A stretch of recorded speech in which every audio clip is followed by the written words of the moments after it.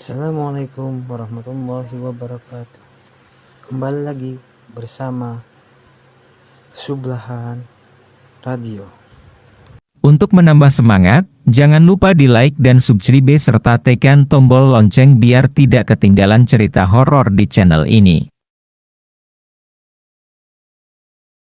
Langsung saja ke ceritanya. Gunung Lawu selain terkenal dengan pasar setan yang melegenda serta jalur pendakian yang mistis juga ternyata punya cerita yang tak kalah seram. Tahun 1980-an tepatnya, di sebuah desa bernama Duwet di lereng Gunung Lawu, Magetan, Jawa Timur heboh sekali dengan hilangnya hewan ternak secara misterius. Kambing, sapi, ayam semuanya lenyap tak bersisa dari kandang warga. Suatu malam, Roro mendengar suara kerasak-kerusuk di kandang ternak kambingnya. Ketika berniat buang air kecil ke kamar mandi, dia mendengar auman hewan buas. Hal tersebut membuat Roro tidak berani bergerak karena dia yakin jika ada singa atau harimau yang lepas ke perkampungan warga. Mata Roro mengintip dari celah dinding yang terbuat dari anyaman bambu. Dia melihat sesuatu yang bersinar di dalam kandang, seperti macan. Suasana gelap, tapi tubuh macan itu seperti berpendar dalam gelap. Roro hanya mampu berdoa dalam hati. Duh Gusti, paringi kulo selamat, ya Tuhan, berikan keselamatan padaku. Mata Roro berkedip, lalu makhluk bersinar tadi lenyap tak jelas kemana. Roro berlari ke kamarnya, membangunkan bapak dan ibunya. Bapak, ibu, tangi-tangi, ning kandang ana macan. Ayah, ibu, bangun, di kandang ada harimau. Ayah dan ibu Roro terbangun dan menyiapkan tombak untuk melindungi diri. Mereka bertiga mengendap-endap ke kandang untuk melihat benarkah ada seekor harimau yang lepas dari hutan dan turun ke perkampungan mereka. Dibawalah tombak itu oleh Pak Suroto, ayah Roro. Dengan berani dia menuju kandang membawa lampu penerangan. Namun tak satu pun ditemukan hewan ternaknya yang masih hidup.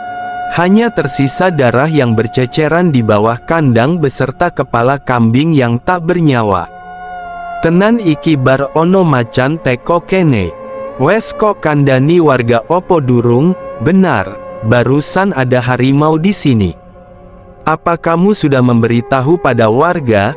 Tanya Pak Suroto pada istrinya. Yo durung tuh Pak, wong aku yo sik tas dunung. Ya belum dong Pak. Kan aku juga baru tahu. Lasmini, istri Pak Suroto sekaligus ibunda Roro segera mengabarkan hal tersebut pada tetangga kanan kirinya saat waktu memasuki subuh. Warga pun gempar, semua mengunjungi rumah Roro untuk menyaksikan bahwa kandangnya kosong karena seluruh ternak kambingnya yang berjumlah 9 ekor hanya tersisa bangkai kepalanya saja. Kejadian itu terus berulang dari satu rumah warga ke rumah lainnya. Semua orang panik.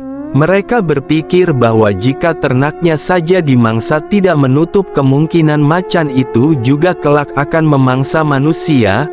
Mereka menduga ada singa atau macan yang turun dari lereng menuju ke perkampungan mereka. Tiap malam pun mereka selalu mengadakan ronda keliling kampung untuk mengetahui apa yang sebenarnya terjadi di balik hilangnya ternak tersebut.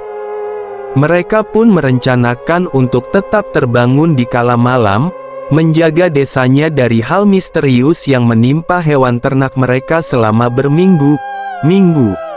Tak pernah absen, wacana ronda itu diberlakukan. Tak seorang pun yang menemukan hewan buas di sekitar perkampungan warga. Namun satu persatu warga mengaku peliharaannya tewas dan hilang. Bangkai ternak mereka ada yang ditemukan namun ada juga yang tak jelas kemana perginya. Terdapat tanda cakaran serta gigitan hewan bertaring di sekitar leher bangkai kambing milik penduduk.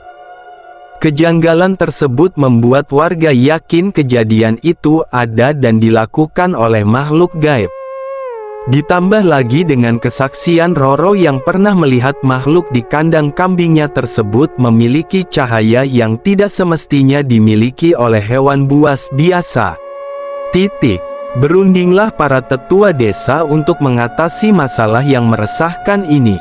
Mereka sepakat mengundang juru kunci gunung dan orang berdarah asli desa ini yang juga punya keahlian khusus. Mereka melakukan wawancara pada Roro tentang makhluk itu. Koyo opo rupane macan sing mateni wedusmu kuwi, nduk, tanya orang pintar yang datang ke desa Duwet itu pada Roro. Artinya, seperti apa rupa harimau yang membunuh kambingmu, nak? Roro menjawab, wonten sinar ten awake macan niku, putih kados sinar bulan. Jelas bentuk niku macan, gede dawane kira-kira 2 meter, ada cahaya di tubuh harimau itu, putih seperti sinar rembulan. Bentuknya sangat jelas bahwa itu harimau, panjangnya kira-kira 2 meter. Juru kunci dan orang pintar berunding setelah mendengar pengakuan Roro.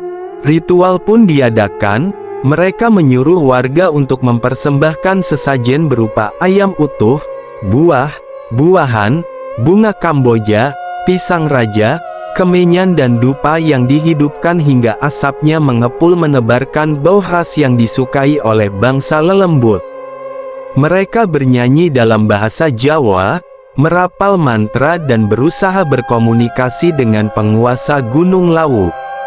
Suasana hening, hanya ada suara si juru kunci yang merapal mantra. Angin bertiup kencang, menggoyangkan dahan pohon cukup keras. Mendung tiba-tiba datang seolah menandakan ada sesuatu yang hadir di antara mereka.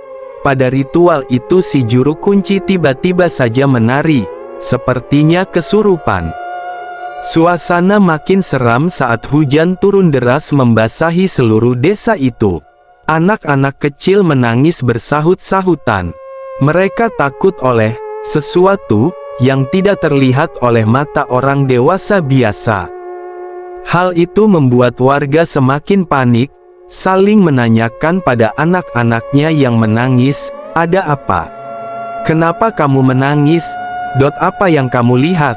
Namun tangisan mereka semakin menjadi-jadi. Setelah sang juru kunci menari, dia bersimpuh di bawah dengan tangan yang mencakar tanah persis seperti harimau yang mengaum. Bahasanya tidak jelas tapi paranormal bisa memahami apa maksudnya.